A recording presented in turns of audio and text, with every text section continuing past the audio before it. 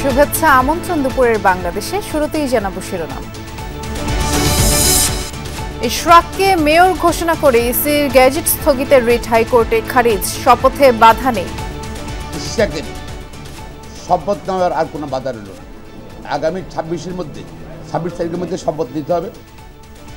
দুই ছাত্র উপদেষ্টার পদত্যাগের দাবিতে বিক্ষোভ কর্মসূচি। সাম্য হত্যার বিচার দাবিতে শাহবাগ থেকে ইন্টারকন্টিনেন্টাল পর্যন্ত ছাত্র দলের অবরোধ, নগর জুড়ে ভোগান্তি। খুব কষ্ট, যাইতে পারতেছি না, গাড়ি ঘোড়া পাচ্ছি না।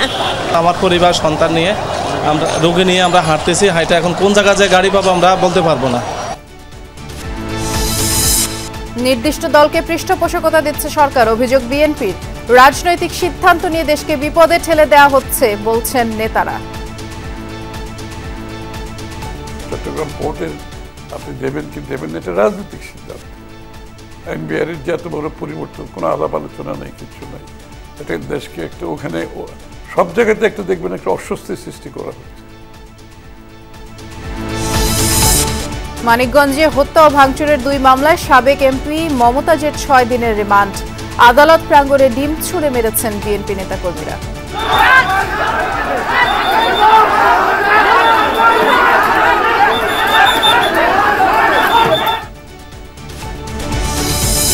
বাড়ছে ক্ষুদ্র মাঝারি শিল্পের ব্যাপ্তি, তহবিল সংকটে উদ্যোক্তারা।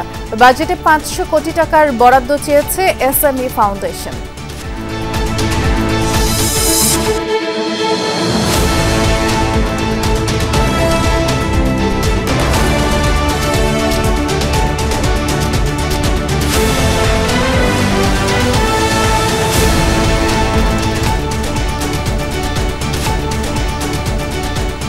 শিরোনামগুলো শুনছিলেন। এছাড়াও দেশ বিদেশের আরো খবর নিয়ে দুপুরের বাংলাদেশে নুসরাত বৃষ্টি আপনাদের সাথে আছি।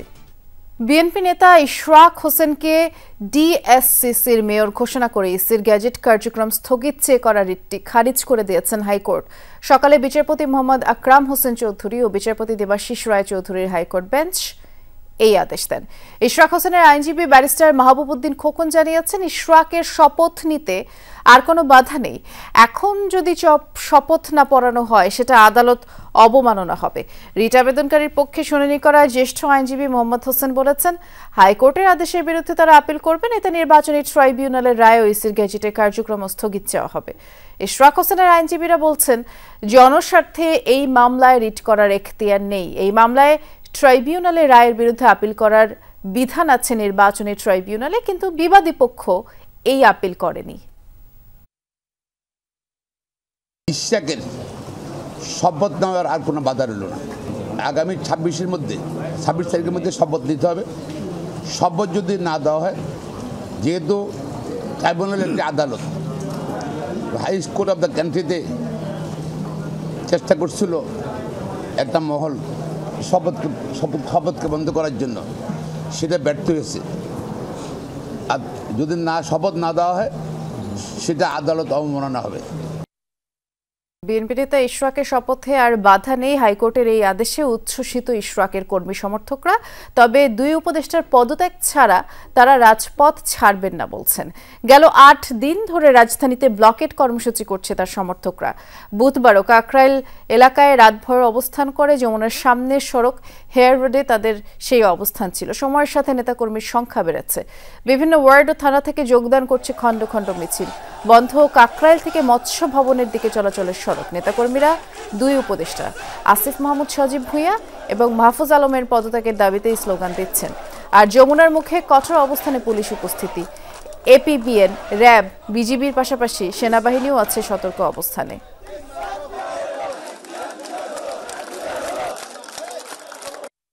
আলহামদুলিল্লাহ, খুব ভালো লাগছে এবং ঢাকাবাসী অত্যন্ত খুশি। আল্লাহর কাছে শুকরিয়া যে রব্বুল আলামিন আমাদের এই কষ্ট 7 দিন 8 দিনের যে কষ্টটা এটা সফল হয়েছে। ওনার বাবার সাদেক হোসেন খোকা থেকেই আমি ওনার খুব ফ্যান ছিলাম। আমি অনেক খুশি, অনেক খুশি। আসিফের পদত্যাগ না হয় আমরা রাজপথ ছাড়বো না, আমরা আসিফের পদত্যাগ চাই। তারা নিরপেক্ষতা ভঙ্গ করছে, তাদের এই জায়গায় আমরা দেখতে চাই না। তারা রাজনীতির দলে যেহেতু আছে, তারা সেখানে রাজনীতি করবে। গত 8 দিন ধরে এরকম টানা ব্লকেট কর্মসূচি চলছে এবং আজকের যে খবর সেটি জানানোর জন্য সহকর্মীরা অপেক্ষা করছেন। আমরা শুরুতেই যাচ্ছি মৎস্য ভবনের সামনে, সহকর্মী আরিফুর রহমান সবুজ সেখানে আছেন। সবুজ, আপনি আমাদেরকে একটু জানাবেন, বেশ কিছুক্ষণ যাবতই আমরা দেখছিলাম এই কর্মসূচি ধরে রেখেছেন ইশরাক সমর্থকরা, কি বলছেন তারা আসলে কতদিন এই কর্মসূচি চালিয়ে যাবেন? বৃষ্টি, মূলত এই কর্মসূচিটি গতকালকে থেকেই, অর্থাৎ ইশরাতের যে শপথ, সেই শপথের জায়গা থেকে নতুন আরেকটি ইস্যু যোগ হয়েছে। সেটি প্রধান বর্তমান সরকারের যে দুই উপদেষ্টা আসিফ মাহমুদ সজীব ভুইয়া, যিনি স্থানীয় সরকার মন্ত্রণালয়ের দায়িত্বে রয়েছেন, এবং এর পাশাপাশি এই ছাত্রদের প্রতিনিধি হিসাবে সরকারে আরেকজন উপদেষ্টা হিসাবে আছেন মাহফুজ আলম। এই দুই উপদেষ্টার পদত্যাগ দাবি করেছেন। এটি গতকালকে ইশরাক দাবি করেছেন। মূলত আজকে আদালতের রায় যখন আসে 10:30টার দিকে, তখন মূলত এখানে যারা জমায়েত হয়েছেন তারা উচ্ছ্বাস প্রকাশ করেছেন, কিন্তু তারা যেটি বলছেন যে সরকারের ভেতরে থেকে এই ছাত্র দুই উপদেষ্টা মূলত এনসিপির পক্ষে বা তাদের যে নতুন একটি রাজনৈতিক দল হয়েছে সেই রাজনৈতিক দলের হয়ে বিভিন্ন রকম হস্তক্ষেপ করছেন, বিভিন্ন জায়গায় হস্তক্ষেপ করছেন, সেটি আদালত পর্যন্ত হস্তক্ষেপ করেছেন, এরকম অভিযোগ করা হয়েছে। সে কারণে তারা বলছেন তারা যদি রাজনীতি করতে চান তাহলে সরকার থেকে পদত্যাগ করে রাজনীতির মাঠে এসে রাজনীতি করুন। মূলত সেই জায়গা থেকে তারা বলছেন যে এখানে শুধু যে মেয়রের শপথের ইস্যুটি, সেই ইস্যুতে এখন আটকে নেই। এখন তারা বলছেন যে যতক্ষণ পর্যন্ত এই দুই উপদেষ্টার পদত্যাগ না করবেন ততক্ষণ পর্যন্ত তাদের এই অবস্থান কর্মসূচি চলতে থাকবে। এবং পাশাপাশি যেহেতু এই সরকারের অধীনে, অর্থাৎ যেহেতু ছাত্র উপদেষ্টা যেই দুইজনের কথা বলা হচ্ছে তারা একটি রাজনৈতিক দলের হয়ে কাজ করছেন, এরকম একটি অভিযোগ করছেন, সেই কারণে বলছেন যে তারা যদি সরকারে থাকে তাহলে সুষ্ঠু নির্বাচন সম্ভব নয়। এই কারণে নির্বাচন নিয়েও একটি টালবাহানা রয়েছে। এই নির্বাচনের টালবাহানা যেন না থাকে, একটি নির্দিষ্ট যে রোড ম্যাপ দীর্ঘদিন ধরে বিএনপি করে আসছিল, সেই রোডম্যাপটি যেন দ্রুততার সাথে ঘোষণা করা হয়। অর্থাৎ তারা বলছেন যে ডিসেম্বরের মধ্যে যে নির্বাচনের কথা বলা হচ্ছে সেই দাবিটি করে আসছেন, এবং তারা বলছেন যে এই দুই উপদেষ্টার পদত্যাগের পাশাপাশি নির্বাচনী রোডম্যাপ যতক্ষণ পর্যন্ত ঘোষণা না করা হবে ততক্ষণ পর্যন্ত তাদের এই অবস্থান কর্মসূচি বাড়তেই থাকবে। আমরা দেখেছি আদালতের রায়ের পরপরও উচ্ছ্বাস প্রকাশ যেমন করছেন নেতাকর্মীরা, তার পাশাপাশি এই জমায়েতের সংখ্যাও কিন্তু বাড়ছে, জমায়েতের সংখ্যা বাড়ছে। আমরা দেখতে পাচ্ছি কাকরাইলে একজন সহকর্মী আছে, সেখানেও একই অবস্থা। ধন্যবাদ সবুজ, আপনি বিস্তারিত জানাচ্ছিলেন। এবারে কাকরাইলে সহকর্মী রাব্বি সিদ্দিকের কাছে যাচ্ছি। রাব্বি, শুনছিলেন সবুজ যেমনটি বলছিল যে জমায়েত আরো বাড়ছে এবং দুই উপদেষ্টার পদত্যাগ ছাড়া তারা রাজপথ ছাড়বেন না। আপনি কি অবস্থা দেখছেন জানাবেন। হ্যাঁ আসলে বৃষ্টি উপেক্ষা করেই সকাল থেকে ইশরাক হোসেনের যারা কর্মী আছেন, সমর্থক আছেন, তারা এখানে জমায়েত হয়েছেন এবং তাদের এখন একটাই দাবি যে দ্রুত শপথ পড়াতে হবে। সেই সাথে এই শপথ নিয়ে যে ষড়যন্ত্র হয়েছিল বলে তারা দাবি করছেন, অভিযোগ করছেন, সেই ষড়যন্ত্রকারীদেরকে পদত্যাগ করতে হবে। তার মানে তারা পরিষ্কার করে বলছেন যে ছাত্র প্রতিনিধি যে দুই উপদেষ্টা আছেন সেই দুই উপদেষ্টাকে পদত্যাগ করতে হবে এবং সে পর্যন্ত তারা কিন্তু রাজপথে এভাবেই অবস্থান নিয়ে থাকবেন। নেতাকর্মীরা কিন্তু আসছেন এবং যত সময় বাড়ছে বৃষ্টি ততই কিন্তু নেতাকর্মীদের উপস্থিতি কিন্তু বাড়ছে এবং তাদের এই অবস্থান এখানে গতকাল সারা রাত ছিল এবং আজকে সকাল থেকে মুষলধারে কয়েক ঘন্টা বৃষ্টি হয়েছে। সেই বৃষ্টির মধ্যেও তারা তাদের যে দাবি, সেই দাবির পক্ষে তারা অবস্থান নিয়েছিলেন এবং যখন ঘোষণাটি এলো, হাইকোর্ট যখন বলল যে মেয়র হিসাবে তার শপথ নিতে কোনো বাধা নেই, তখন তারা উচ্ছ্বাস প্রকাশ করলো। কিন্তু তারপরও তারা রাজপথে তাদের যে অবস্থান, সেই অবস্থানটি তারা অব্যাহত রেখেছে।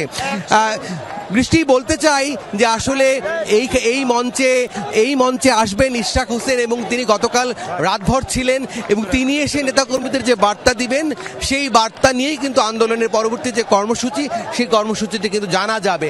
এখন পর্যন্ত এখানে বিক্ষিপ্তভাবে কেউ বলছেন দুই উপদেষ্টার পদত্যাগ, কেউ বলছেন নেতার শপথ এবং এই যে বিক্ষিপ্ত দাবি, সেই দাবিটি কনক্রিট আকারে আরো কিছু সময় গেলে হয়তো আমরা বলতে পারবো। অবস্থান গণজমা নিশ্চয়ই তাই, তখন আবার আপনার মাধ্যমে দর্শকদের জানাবো। ধন্যবাদ রাব্বি। আদালতের রায়ে জনগণের প্রত্যাশার প্রতিফলন ঘটেছে বলে মন্তব্য করেছেন বিএনপির সিনিয়র যুগ্ম মহাসচিব রিজভী আহমেদ। দুপুরে নয়াপল্টনের সংবাদ সম্মেলনে তিনি এমন মন্তব্য করেন। জাতীয় নিরাপত্তা উপদেষ্টা ডক্টর খলিলুর রহমান বিএনপির ভারপ্রাপ্ত চেয়ারম্যান তারেক রহমানকে নিয়ে যে বক্তব্য দিয়েছেন তাতে দেশের মানুষ হতাশ, ক্ষুব্ধ বলেও জানান রিজভী। নিন্দা প্রতিবাদ জানানোর পাশাপাশি বক্তব্য প্রত্যাহার এবং তার পদত্যাগও দাবি করেন রিজভী। বলেন, তারেক রহমান কোন প্রেক্ষিতে দেশ ছেড়েছেন সেটা দেশবাসী জানে। তারেক রহমানকে বিতর্কিত করার জন্যই বহু সাজানো মামলা দেয়া হয়েছে। ফ্যাসিবাদ বিরোধী কোনো আন্দোলনে খলিলুর রহমানের ভূমিকা ছিল না বলেও মন্তব্য করেন রিজভী আহমেদ। উনি মানে অপ্রাসঙ্গিকভাবে আগস্ট গণ অভ্যুত্থানের রূপকার ভয়ঙ্কর আদালতের এই আজকের যে রায় যেটা দিয়েছে এটা জনগণের প্রত্যাশার প্রতিফলন হয়েছে। ডক্টর খলিলের গতকালকের যে বক্তব্য, বাংলাদেশ জাতীয়তাবাদী দলের ভারপ্রাপ্ত চেয়ারম্যান জনাব তারেক রহমানকে জড়িয়ে আমি এর তীব্র নিন্দা এবং প্রতিবাদ জানাচ্ছি এবং বক্তব্য প্রত্যাহার করার জন্য আহ্বান জানাচ্ছি। ঢাকা বিশ্ববিদ্যালয়ের ছাত্রদল নেতা শাহরিয়ার আলম সাম্য হত্যার বিচার দাবিতে রাজধানীর শাহবাগ মোড়ে অবস্থান নিয়েছেন ছাত্রদলের নেতাকর্মীরা। এর ফলে যান চলাচল বন্ধ রয়েছে। সকাল 10টার দিকে ছাত্রদলের কেন্দ্রীয় সভাপতি রাকিবুল ইসলামের নেতৃত্বে শতাধিক নেতাকর্মী শাহবাগে অবস্থান নেন। সকাল 9:30 থেকেই তারা শাহবাগ মোড়ে জড়ো হতে থাকেন এবং জানান আজ বিকেল 5টা পর্যন্ত এই অবস্থান কর্মসূচি চলবে। বিভিন্ন শাখা ইউনিটের নেতাকর্মীরাও এই কর্মসূচিতে অংশ নিয়েছেন। এদিকে অবস্থানের কারণে যান চলাচল বন্ধ হয়ে যায়, সাধারণ মানুষ পড়ে ভোগান্তিতে। আর সড়ক অবরোধের কারণে শাহবাগ, টিএসসি, বাংলা মোটর, কাঁটাবন, মতিঝিল সহ আশপাশের এলাকা জুড়ে তীব্র যানজট সৃষ্টি হয়েছে। অফিসগামী মানুষ থেকে শুরু করে হাসপাতালের রোগী, শিক্ষার্থী সবাই চরম দুর্ভোগে পড়েছে। আমাদের সহকর্মী মনিরুল ইসলাম খোঁজ খবর রাখছেন, আমরা একটু দেখে আসতে চাই তার কাছে কি আপডেট আছে। মনির, এই মুহূর্তে শাহবাগ মোড়ের কি চিত্র দেখছেন একটু আমাদেরকে জানাবেন। জি ধন্যবাদ। শাহবাগের চিত্র বলতে এটা একদিকে আন্দোলন চলছে আর একদিকে চলছে মানুষের ভোগান্তি। আসলে এই ভোগান্তিটা না দেখলে বিশ্বাস করা যাবে না যে মানুষ আসলে কতটা নরক যন্ত্রণার মধ্যে আছে এই আন্দোলনের কারণে। ঢাকা বিশ্ববিদ্যালয়ের শিক্ষার্থী সাম্য হত্যার প্রতিবাদ, সাম্য খুনের বিচার এবং এই দাবিতে গত কয়েকদিন ধরে ঢাকা বিশ্ববিদ্যালয়ে আন্দোলন করেছে ছাত্রদল। গত কয়েকদিন এই শাহবাগ মোড়েই 3 থেকে 4 দিন টানা বিকেলবেলায় 3টা থেকে 5টা পর্যন্ত তারা আটকে রেখে অবরোধ করে আন্দোলন করেছে। আজকে সেই কর্মসূচিটা এসে দাঁড়িয়েছে সকাল থেকে বিকেল 5টা পর্যন্ত। অর্থাৎ বুঝেন যে একদিকে মৎস্য ভবনে ইশাক সমর্থিত বিএনপি নেতাকর্মীদের আন্দোলন চলছে, অন্যদিকে এই যে শাহবাগ মোড় থেকে শুরু করে ইন্টারকন্টিনেন্টাল মোড় পর্যন্ত এত ব্যস্ততম একটা সড়ক আটকে রাখা হয়েছে। এতে করে রাজধানীবাসীর বা এই পুরো ঢাকার মানুষের অবস্থা আজকে যে অবর্ণনীয়, সকাল থেকে সে অবর্ণনীয় অবস্থা আসলে নিজের চোখে না দেখলে বোঝা যাবে না। আসলে সকাল থেকে বৃষ্টি এবং এর কারণে যানবাহন তো আটকে গেছেই।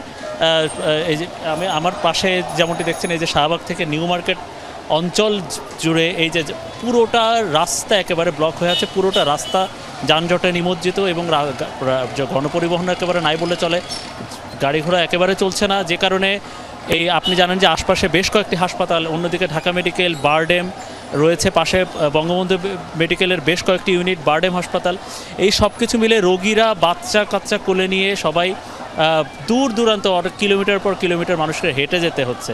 এতে করে চরম দুর্ভোগে আসলে সাধারণ মানুষ যারা বলছেন এই ভোগান্তিতে পড়ছেন, এই বাংলাদেশের বৃহত্তম একটি রাজনৈতিক দল তাদের থেকে শুরু করে বিভিন্ন সময় যারা এই যে আন্দোলন করেন, নামে বেনামে আন্দোলন করে, কারণে অকারণে আন্দোলন করে মানুষকে আসলে যারা কষ্ট দেয়, এই নগরবাসীর ভোগান্তিতে পড়া নগরবাসী প্রত্যেককেই বলছেন যে এই আন্দোলনগুলো আসলে টেবিলে আলোচনার মাধ্যমে প্রত্যেকটা বিষয় সমাধান করা যায় কিনা, আন্দোলনগুলো আসলে একটা নির্দিষ্ট জায়গায় করা যায় কিনা মানুষকে ভোগান্তি না দিয়ে। এবং আপনি জানেন যে আজকে বৃহস্পতিবার, সপ্তাহের কর্মদিবসের শেষ দিন।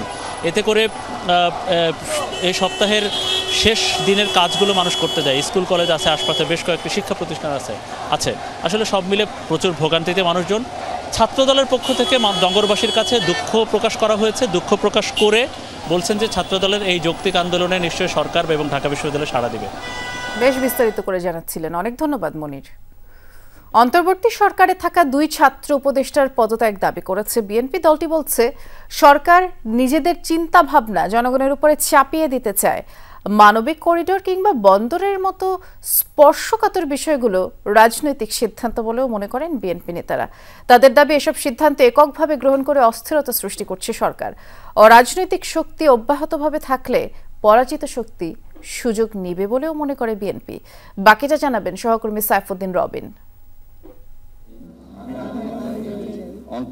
শুরুতে স্বাগত জানালেও নতুন দল এনসিপি গঠনের পর থেকেই উপদেষ্টা হিসেবে অন্তর্বর্তী সরকারে থাকা 2 ছাত্র প্রতিনিধিকে সন্দেহের চোখে দেখছে বিএনপি। মেয়র ইশরাক ইস্যু সহ সাম্প্রতিক সময়ের নানান ঘটনার প্রবাহ যেন সেই পালে হাওয়া দিল। বিএনপির অভিযোগ, অন্তর্বর্তী সরকার একটি নির্দিষ্ট দলকে পৃষ্ঠপোষকতা দিচ্ছে। উপদেষ্টা হিসেবে থাকা 2 ছাত্র প্রতিনিধি কেবল নয়, কোনো দলের প্রতি সহানুভূতিশীল কারোরই এই পদে থাকা উচিত নয় বলে মনে করেন নেতারা। অবশ্যই তাদেরকে একদিনও থাকা উচিত না। অলরেডি ওরা একটা দলের সাথে জড়িত, এটা কারণেও জানা আছে। দেশের মানুষকে কি অত বোকা হয়ে গেছে বাংলাদেশের মানুষ? এবং আরো যারা সিম্পাথাইজ করতেছে রাজনৈতিক দলগুলোর সাথে, তাদেরকে রিজাইন করা উচিত, কারণ তাদের অধীনে নির্বাচন প্রশ্নবিদ্ধ হতে পারে। তাদের অনেক আগেই পদত্যাগ করা উচিত ছিল। এর সাথে সাথে এই যে উপদেষ্টা যারা আছেন তারা পদত্যাগ করে এই নতুন দল এনসিপিতে যোগদান করা উচিত। এই ঘরানার যত উপদেষ্টা আছে, ছাত্র আছে, সমর্থক আছে, সবাই মিলে নতুন তাদের দল এনসিপিতে যোগদান করে আগামী নির্বাচনে অংশগ্রহণ করা উচিত। বিএনপি মনে করে অন্তর্বর্তী সরকারের নেয়া মানবিক করিডোর কিংবা বন্দরের মতো রাজনৈতিক সিদ্ধান্ত দেশকে বিপদের দিকে ঠেলে দিচ্ছে। প্রথমত কোনো পদক্ষেপই তাদের সফল হয়েছে বলে দেখি না। দ্বিতীয়ত তাদের এইসব সারা দেশকে এফেক্ট করে এই ধরনের গুরুত্বপূর্ণ, বিশেষ করে অর্থনৈতিক বিষয়ে পদক্ষেপ গ্রহণ করার ম্যান্ডেটও তাদের নাই। তারা দেশকে বিপদের দিকে ঠেলে দিচ্ছে। এই যে করিডোরের যে একটি কথা, এই দেশকে যুদ্ধে লিপ্ত হবে, তারা কোন ম্যান্ডেট পেয়ে তারা বাংলাদেশকে একটা যুদ্ধে অংশগ্রহণ করাতে চায়? সরকার যে কাজটা করছে তাদের কাজের মধ্যে পড়ে না। চট্টগ্রাম পোর্টের আপনি দেবেন কি দেবেন না, এটা রাজনৈতিক সিদ্ধান্ত। এনবিআর এর যে এত বড় পরিবর্তন, কোনো আলাপ আলোচনা নাই, কিচ্ছু নাই। এটা দেশকে একটা ওখানে সব জায়গাতে একটা দেখবেন একটা অস্বস্তি সৃষ্টি করা হচ্ছে এক একটা সিদ্ধান্তের মধ্যে। নেতারা বলছেন, সরকারের ব্যর্থতার কারণেই আওয়ামী লীগের নেতাকর্মীরা এখনো মিছিল সহ গুপ্ত কর্মকাণ্ডের সুযোগ পাচ্ছে। অরাজনৈতিক সরকার এইভাবে অব্যাহতভাবে থাকলে তো অস্থিতিশীলতা বাড়তেই থাকবে, এবং এই সুযোগ পরাজিত শক্তি তো নিতেই পারে, তাই না? এবং নেওয়ার চেষ্টা করছে, আমরা দেখতে পাচ্ছি। রাষ্ট্র পরিচালনায় যারা গুরুত্বপূর্ণ ভূমিকা রাখে তাদের সহায়তা পেয়েই এটি এখনো পর্যন্ত প্রাণে বেঁচে আছে, এবং এরা এখন পর্যন্ত সেই সহায়তার জোরে মাঝে মাঝে টুকটাক রাজপথে দেখা যায় মিছিল করছে। এটা সরকারের ব্যর্থতা, এবং এর প্রধান কারণ হলো দেশের আমলাতন্ত্র। অন্তর্বর্তী সরকার রাজনৈতিক শক্তিকে উপেক্ষা করছে বলেও মনে করেন বিএনপি নেতারা। তাদের দাবি, সরকারের রাষ্ট্র পরিচালনার অদক্ষতা ক্রমেই স্পষ্ট হচ্ছে জনগণের সামনে। সাইফুদ্দিন রবিন, যমুনা নিউজ, ঢাকা। জ্ঞাত আয় বহির্ভূত সম্পদ অর্জনের মামলায় 3 বছরের কারাদণ্ডাদেশের রায়ের বিরুদ্ধে বিএনপির ভারপ্রাপ্ত চেয়ারম্যান তারেক রহমানের স্ত্রী জুবায়েদা রহমানের আপিল শুনানি চলছে। বিচারপতি মোহাম্মদ খসরুজ্জামানের একক হাইকোর্ট বেঞ্চে এই শুনানি শুরু হয়। এর আগে 14 মে হাইকোর্ট জুবায়েদা রহমানের আপিল শুনানির জন্য গ্রহণ করেন এবং আপিল নিষ্পত্তি না হওয়া পর্যন্ত তাকে জামিন দেওয়া হয়। বিচারিক আদালতের ওই মামলায় জুবায়েদা রহমানকে দেয়া অর্থ দণ্ডাদেশ স্থগিত করা হয়, আর পাশাপাশি বিচারিক আদালতের নথি তলব করা হয়। দুদকের এই মামলায় 2023 সালের 2 আগস্ট রায় দেন ঢাকা মহানগরের জ্যেষ্ঠ বিশেষ জজ মোহাম্মদ আসাদুজ্জামান। মানিকগঞ্জে হত্যা ও ভাঙচুরের 2টি মামলায় কণ্ঠশিল্পী ও সাবেক সংসদ সদস্য মমতাজের 6 দিনের রিমান্ড মঞ্জুর করেছেন আদালত। সকালে কড়া নিরাপত্তার মধ্যে কাশিমপুর কেন্দ্রীয় কারাগার থেকে মানিকগঞ্জ আদালতে হাজির করা হয় মমতাজ বেগমকে। Chief judicial magistrate Mohammad Abdul নূরের আদালতে তোলা হলে বেলা 11:30টার দিকে হত্যা মামলায় 4 দিন, ভাঙচুরের মামলায় 2 দিনের রিমান্ড মঞ্জুর করেন আদালত। এর আগে 12 মে ধানমন্ডির একটি বাসা থেকে গ্রেফতার করা হয় মানিকগঞ্জ 2 আসনের সাবেক এমপি এবং সিঙ্গাইর উপজেলা আওয়ামী লীগের সভাপতি মমতাজ বেগমকে। আদালত থেকে বের করে প্রিজন ভ্যানে তোলার সময় মমতাজকে লক্ষ্য করে ডিম নিক্ষেপের অভিযোগ ওঠে বিএনপি নেতাকর্মীদের বিরুদ্ধে।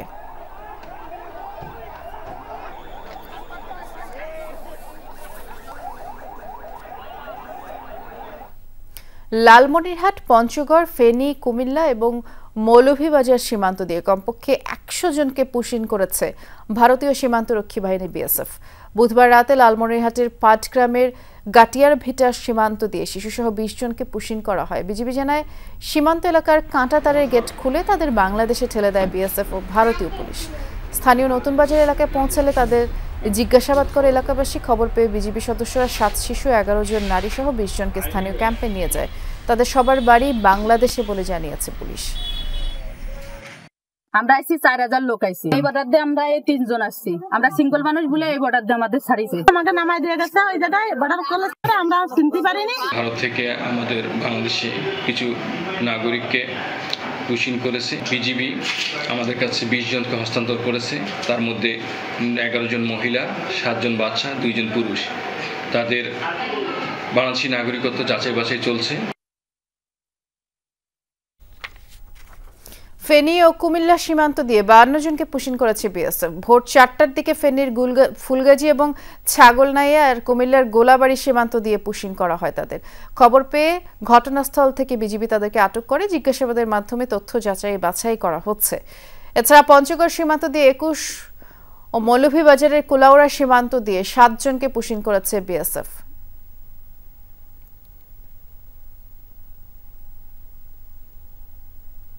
এ বিষয়ে আরো খবর জানার জন্য ফেনীতে যাচ্ছি, সহকর্মী আরিফুর রহমান আছেন সেখানে। আরিফ, সীমান্তে বিএসএফ এর এই তৎপরতার বিষয়ে বিজিবি কি বলছে, একটু বিস্তারিত করে জানাবেন আমাদের।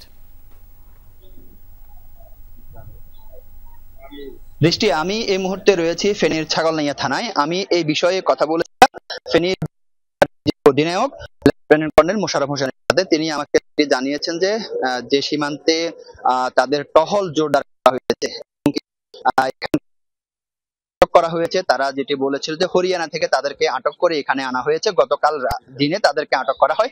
আজ রাতে এখানে গেল রাতে তাদেরকে যে এখানে আগরতলা আছে, সেই আগরতলা 140 জনকে তাদেরকে এখানে নামানো হয় এবং কি এর মধ্যে থেকে ফেনীর যে সীমানা রয়েছে এর মধ্যে যে 39 জনকে তারা পুশিন করেছে। এর মধ্যে ফেনীর বিজিবি 4-এর দায়িত্বপূর্ণ এলাকায় রয়েছে 24 জন এবং কি যে কুমিল্লার দায়িত্বপূর্ণ এলাকায় রয়েছে 15 জন। মোট 39 জনকে বিএসএফ এখানে পুশিন করেছে এবং ফেনীতে যে 24 জন রয়েছে সে 24 জনের মধ্যে 6 জন পুরুষ, 5 জন মহিলা এবং 13 জন রয়েছে শিশু। এবং এদের মধ্যে ছাগলনাইয়া থানায় এখন রয়েছে 12 জন, ফুলগাজী থানায় রয়েছে 12 জন এবং এদেরকে আজ ভোর 4টার দিকে যে এখানে পুশিন করা হয়েছে। এখানকার পুলিশের যিনি কর্মকর্তা রয়েছে, আমি তার সাথে কথা বলেছিলাম। তিনি যেটি জানিয়েছেন যে এখনো সীমান্তে আনাগোনা রয়েছে, যে কোনো মুহূর্তে বাকি যারা রয়েছে তাদেরকেও পুশিন করবে এবং কি ফেনীর সীমানা সহ পার্শ্ববর্তী যে সকল সীমান্ত রয়েছে সেই সকল সীমান্ত দিয়ে বিএসএফ তাদেরকে পুশিন করবে, এরকম ধারণা তারা এখানকার পুলিশ সেটি করছে। এবং কি এখানকার বিজিবি সিও যেটি বলছে যে যাতে করে যে এদেরকে যদি কূটনৈতিক ভাবে যদি মীমাংসা করা না হয় তাহলে তারা এখানে মানবিক একটি বিপর্যয়ের মধ্যে পড়বে। বৃষ্টি, ধন্যবাদ, বিস্তারিত জানাচ্ছিলেন আরিফ। বাড়ছে ক্ষুদ্র ও মাঝারি শিল্পের ব্যাপ্তি। প্রান্তিক পর্যায়ে নানা পণ্য উৎপাদন হচ্ছে দেশের চাহিদা পূরণ করে, যা বিশ্ববাজারে ছড়িয়ে পড়ছে। তবে উৎপাদনের ক্ষেত্রে বড় বাধা অর্থের দুষ্প্রাপ্যতা এবং নীতি সহায়তা দিতেও গড়িমসি করা হয়। স্বল্প সুদে উদ্যোক্তাদের ঋণ কার্যক্রম চলমান রেখেছে এসএমই ফাউন্ডেশন। আগামী বাজেটে 500 কোটি টাকার তহবিল চেয়েছে এই সংস্থাটি। সহকর্মী মাহফুজ মিঠুর ছবিতে বগুড়া থেকে ফিরে আরেক সহকর্মী রিমন রহমানের রিপোর্ট। বগুড়া শহরের অলিগলিতে কান পাতলেই শোনা যায় টুংটাং শব্দ। তৈরি হচ্ছে নানান যন্ত্র। শহরের রেলওয়ে মার্কেট, গোহাইল সড়ক, বিশ্ব রোড, ফুলবাড়ি, বিসিক সহ নানান এলাকায় এমন কর্মচাঞ্চল্য। রয়েছে 700টি ইঞ্জিনিয়ারিং ওয়ার্কশপ, 500টি কৃষি যন্ত্রপাতি ও যন্ত্রাংশ উৎপাদন কেন্দ্র এবং 75টি ফাউন্ডিং। পিতল, cast iron, pig iron, carbonate, silicon দিয়ে তৈরি হচ্ছে ধান মারাই কল, কাঠ চেরাই মিল, তেল কল, টিউবওয়েল, মুড়ির mill, pump, fabricated item, feed machine, power tiller সহ নানান যন্ত্র। বলা যায় কৃষি যন্ত্রের 80% যোগান দেয় বগুড়ার লাইট ইঞ্জিনিয়ারিং শিল্প। ঢালাইয়ের দাম যেগুলো দিয়ে আমরা এগুলো লাইনার বানাবো, এগুলো লাইনারই আগে ছিল 50-60 টাকা কেজি, এখন 100 টাকা কেজি। অনেক জিনিস আছে, এগুলো দাম বেড়ে দেওয়ার কারণে, অনেক কিছু প্রোডাকশন কমে দেওয়ার কারণে মনে করেন আমাদের এগুলো কাজকাম করতে একটু সমস্যা হয়। 80 দশক থেকে স্থানীয় উদ্যোক্তাদের হাত ধরে প্রসারিত হচ্ছে ক্ষুদ্র ও মাঝারি এই শিল্প। বছরে লেনদেনের পরিমাণ 2000 কোটি টাকা। ওয়ান ডিজিটে ব্যাংক ইন্টারেস্ট, বিশেষ করে লাইট ইঞ্জিনিয়ারিং সেক্টরকে সাপোর্ট দেওয়া হয়। আমি বিশ্বাস করি আমাদের এই সম্ভাবনাময় খাত আগামীতে দেশের চাহিদা মিটায় বৈদেশিক মুদ্রা অর্জন করা সম্ভব, আরও হিউজ পরিমাণ। সহায়তার হাত বাড়াতে পৃথক ক্লাস্টার তৈরি করেছে এসএমই ফাউন্ডেশন। উদ্যোক্তাদের মধ্যে দেয়া হচ্ছে স্বল্প সুদে ঋণ ও নীতি সহায়তা। রেফারেন্স স্কিমে যে পরিমাণ টাকা দিচ্ছি প্রবাবলি আমাদের যা চাহিদা তার তুলনায় এটা যথেষ্ট না। কোনো সেগমেন্টেই এটা যথেষ্ট মনে হচ্ছে না আমাদের কাছে।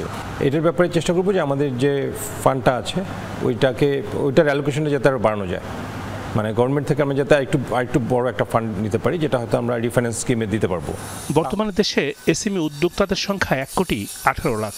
মোট দেশজ উৎপাদন বা জিডিপিতে এই খাতের অবদান 32%। আগামী বাজেটে এসএমই খাতের জন্য সরকারের কাছে 500 কোটি টাকা বরাদ্দ চেয়েছে ক্ষুদ্র ও মাঝারি শিল্প ফাউন্ডেশন। শুধু এসএমই ফাউন্ডেশন থেকে আমি যদি 7 থেকে 8-এর বদলে 7 থেকে 8,000-এর কাছে রিচ করতে পারতাম, তাহলে হয়তো আরও অনেক বেশি যুগোপযোগী হতো আর অ্যাটলিস্ট 300 থেকে ধরেন আমি যদি আজকে 700-800 বা 1000 কোটি টাকা করতে পারি 300 কোটি টাকা থেকে, তাহলে ডেফিনেটলি এটা তো রিভলভিং, তাহলে ডেফিনেটলি আমার জন্য অনেক বেশি কাস্টমারকে রিচ করা সম্ভব হবে।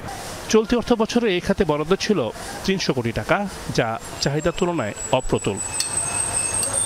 দক্ষ কারিগরদের হাতে তৈরি হচ্ছে কৃষির বিভিন্ন যন্ত্রপাতি এবং ক্ষুদ্র যন্ত্রাংশ।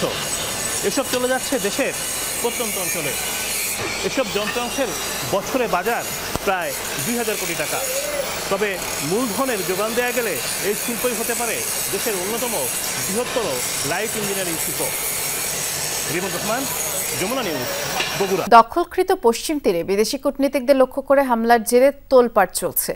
বুধবার জেনেনে পর্যবেক্ষক দলের অবস্থানে গুলি ছুঁড়ে ইসরায়েলি বাহিনী এ ঘটনাকে অগ্রহণযোগ্য আখ্যা দিয়েছে। রাশিয়া, চীন, সৌদি আরব, ফ্রান্স, স্পেন সহ এশিয়া, ইউরোপের দেশগুলো।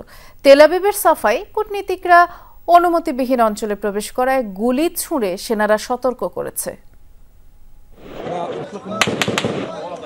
মানবিক পরিস্থিতি পর্যবেক্ষণে দখলকৃত পশ্চিম তীরের জেনিন সফরে যান বিদেশি কূটনীতিকদের দলটি। 20 জনের দলে ছিলেন চীন, রাশিয়া, জাপান সহ মধ্যপ্রাচ্য ও ইউরোপের বেশ কয়েকটি দেশের প্রতিনিধিরা। বুধবার স্থানীয় সময় দুপুর 2টার দিকে জেনিন শরণার্থী শিবিরের প্রবেশপথে অবস্থান করছিলেন তারা। ফিলিস্তিনি কর্তৃপক্ষ ব্রিফ করছিল তাদের। হঠাৎ শুরু হয় গোলাগুলি। মুহূর্তেই ছড়িয়ে পড়ে আতঙ্ক। অবশ্য হতাহত হয়নি কেউ।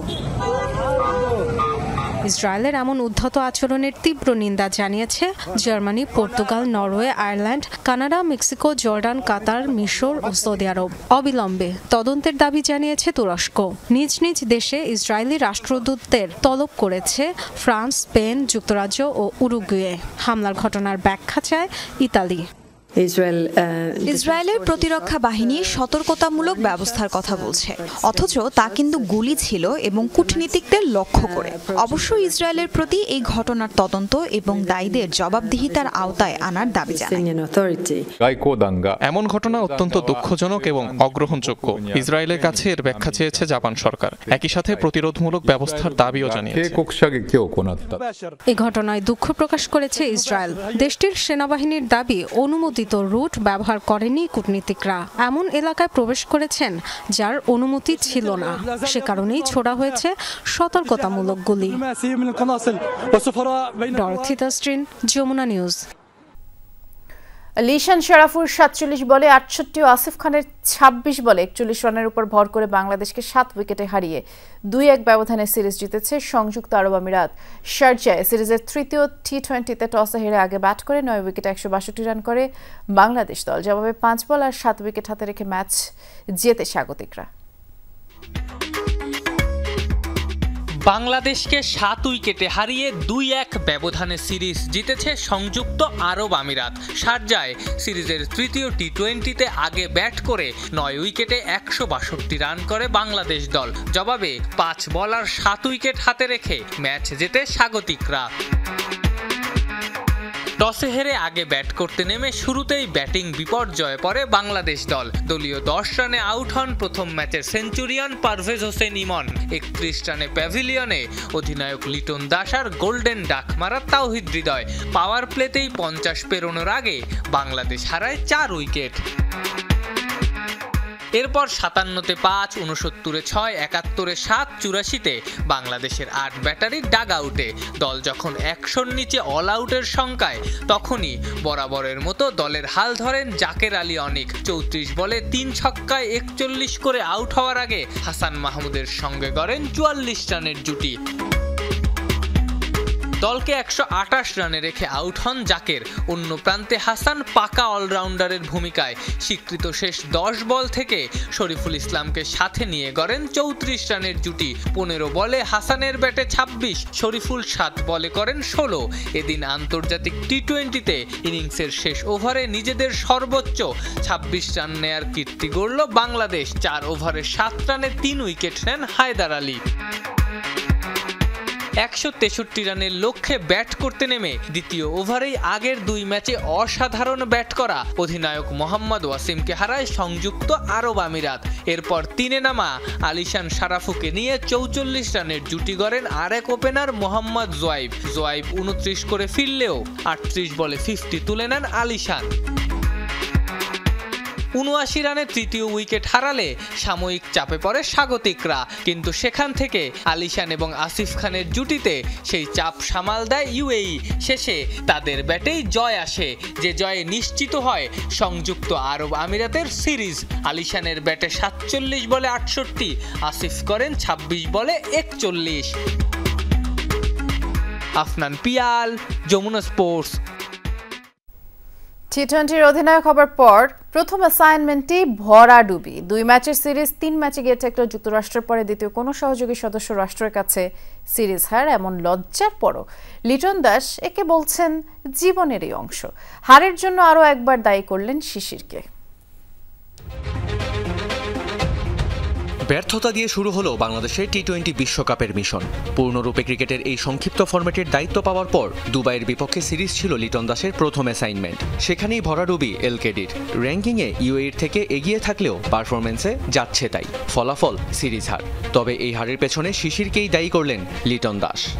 যদিও বা এটা খুব নেগেটিভ ওয়েতে মনে হয়, কিন্তু ডিউ অনেক বড় একটা ফ্যাক্ট ছিল এই পুরো 3টা গেমই। খুব একটা আমরা হেল্প পাইনি বোলিংয়ে, বিকজ বলটা এত ভিজে গেছিল যেটার কারণে আমাদের বলাররা, স্পিনার হোক পেস বলার হোক, খুব একটা স্বাচ্ছন্দ্য বোধ করেনি। প্রথম ম্যাচে জয়ের পর দ্বিতীয় ম্যাচে ইউএইকে 200-র বেশি লক্ষ্য দিয়েও হয়নি শেষ রক্ষা। 2 উইকেটের জয়ে সিরিজ সমতা টানে স্বাগতিকরা। সিরিজ নির্ধারণী ম্যাচে কোনো কিছুই ছিল না বাংলাদেশের অনুকূলে। ব্যাটিং, বোলিং, ফিল্ডিং 3 ডিপার্টমেন্টেই ছিল ব্যর্থতার ছাপ। তবে ব্যাটারদেরকেই কাঠগড়ায় তুললেন লিটন দাস। ডেফিনেটলি আমরা ভালো ক্রিকেট খেলিনি। আমরা যদি ভালো ক্রিকেট খেলতাম তাহলে নিশ্চয়ই জিততাম। অবভিয়াসলি যে মাঝখানে আমরা কিছু মিস্টেক করেছি। আমার মনে হয় যে আমরা ফিল্ডিং প্লাস বোলিংয়ে কিছু এক্সিকিউশন করতে পারিনি। আজকের দিনে ব্যাটিংটা আমার কাছে মনে হচ্ছে totally out of the game ছিল। বাংলাদেশের পরের গন্তব্য পাকিস্তান। অনেক আলোচনার পর ঠিক হয়েছে সিরিজটির ভাগ্য। তবে ম্যান ইন গ্রিনদের বিপক্ষে ঘুরবে কি বাংলাদেশের ভাগ্য? ইউএর বিপক্ষে সিরিজ হারে যে ক্ষত তৈরি হয়েছে, লাহোরে কি ঘুরে দাঁড়াতে পারবে বাংলাদেশ? চেষ্টা থাকবে ভালো করার, যদিও বা এই হারাটা অনেক কষ্টদায়ক হবে, বাট ট্রাই করবো আমরা এখান থেকে বের হয়ে প্র্যাকটিস করে আমাদের যে জিনিসগুলো ভুল হয়েছে ওগুলো সংশোধন করা। এ নিয়ে দ্বিতীয়বার আইসিসির সহযোগী দেশের বিপক্ষে সিরিজ হারল বাংলাদেশ। গত বছর যুক্তরাষ্ট্রের কাছে টি-20 সিরিজ হেরেছিল লিটনের দল। মেহেদি রিয়ান, যমুনা স্পোর্টস। আর এই ছিল দুপুরে বাংলাদেশের প্রথম ঘন্টার আয়োজনে। এর পরের ঘন্টার আয়োজন নিয়ে ফিরবেন সহকর্মী মৌসুমী আহমেদ লোপা। দেখার আমন্ত্রণ রইল।